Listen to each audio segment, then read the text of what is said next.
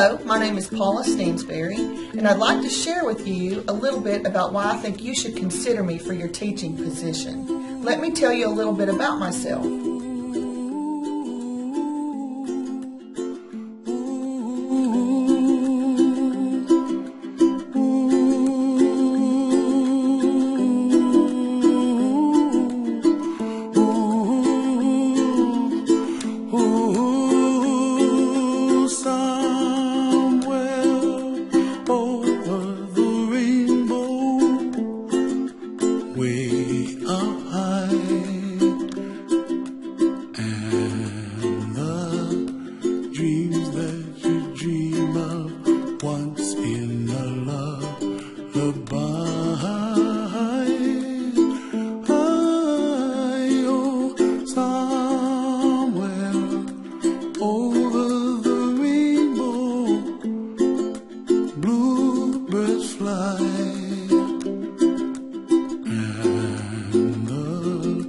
Dreams that you dream of, dreams really do come true.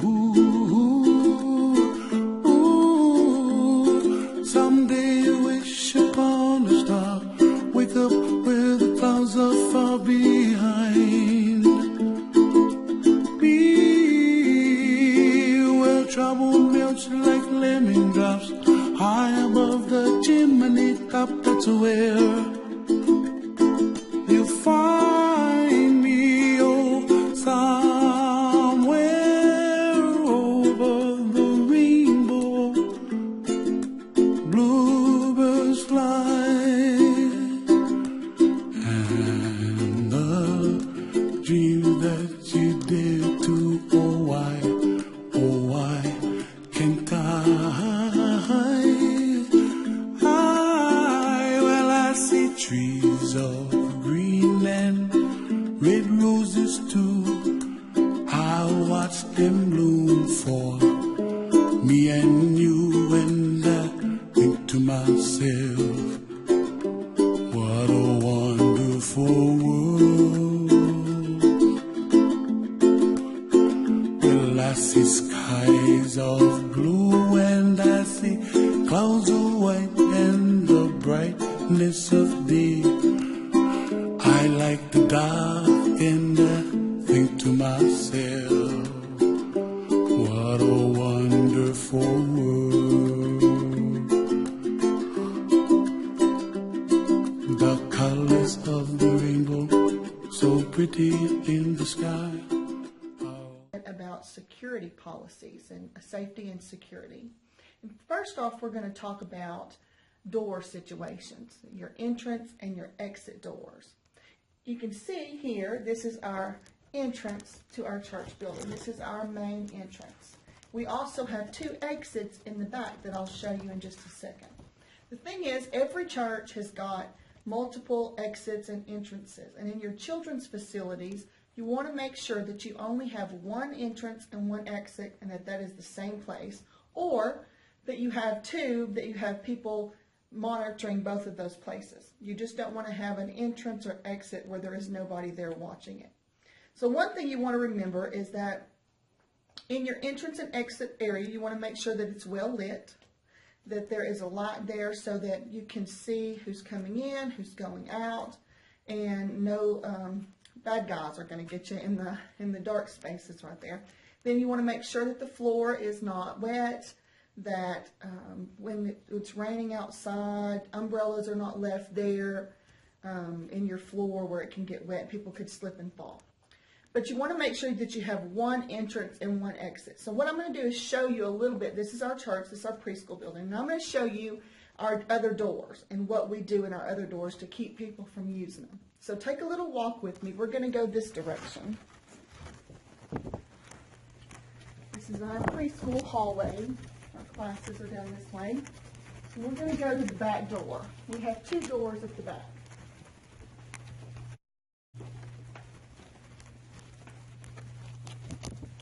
This door down here, this is what we call the back door to the playground area. Now our playground is locked.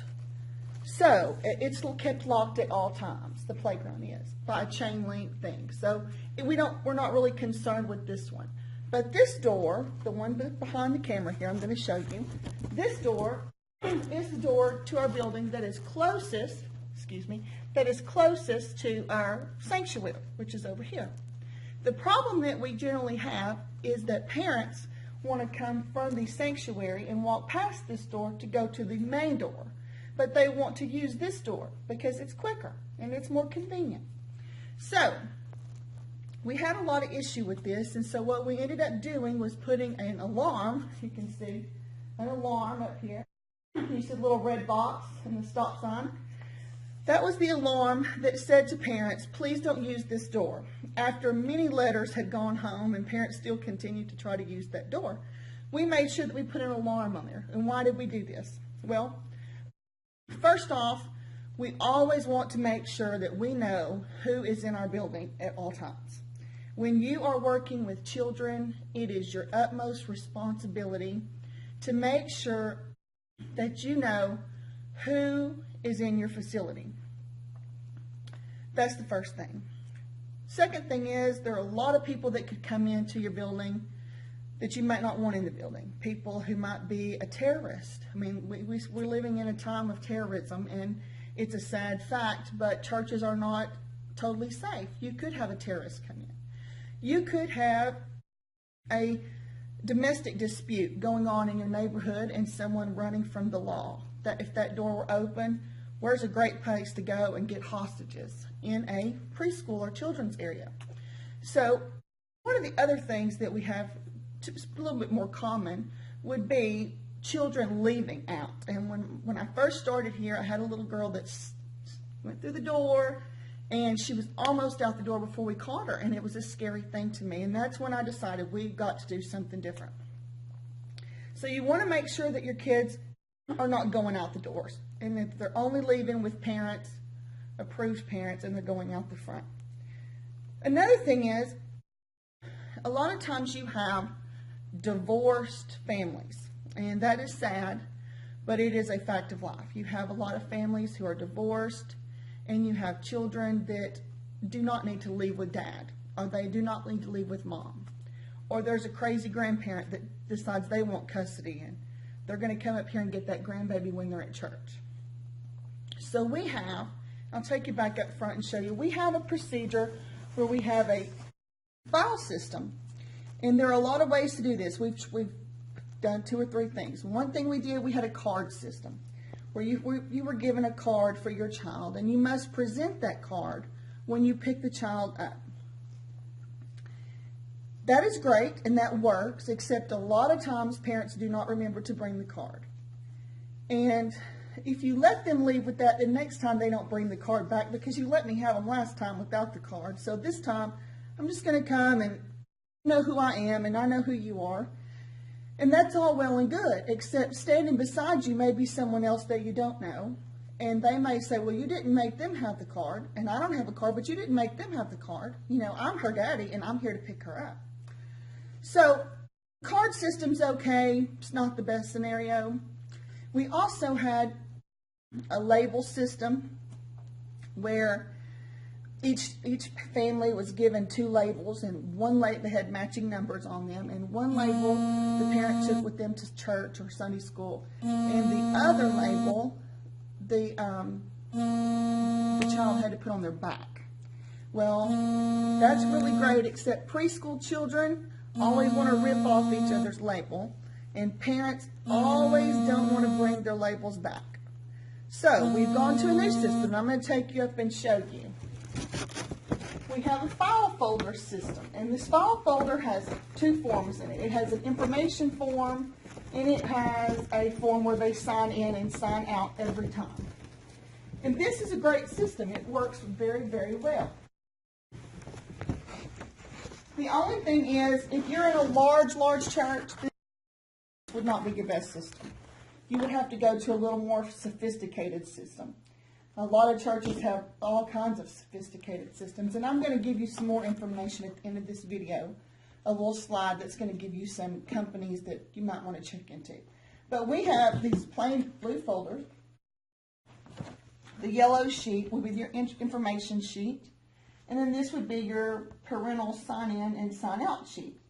At the top it says the following people are allowed to pick the child up in my absence.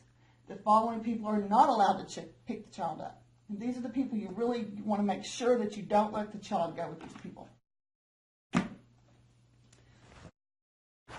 Now I'm going to say this one thing, and then I'm going to be done. It is best that you have a policy and procedure manual. You want the systems set into place before you need them. And as the preschool minister or the children's minister, you do want to make things convenient for parents, and you want to be friendly, and you want to engage families and parents.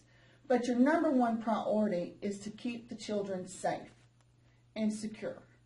So if it inconveniences a parent, and you will get parents who will say, you know what, that's great, that's wonderful, I don't want my kid to be in danger, so I'm going to do whatever it takes. But then you'll have other parents who'll say, that is so stupid, why do we have to do this? I just want to take my kid to class, I'm in a hurry, this is inconvenient.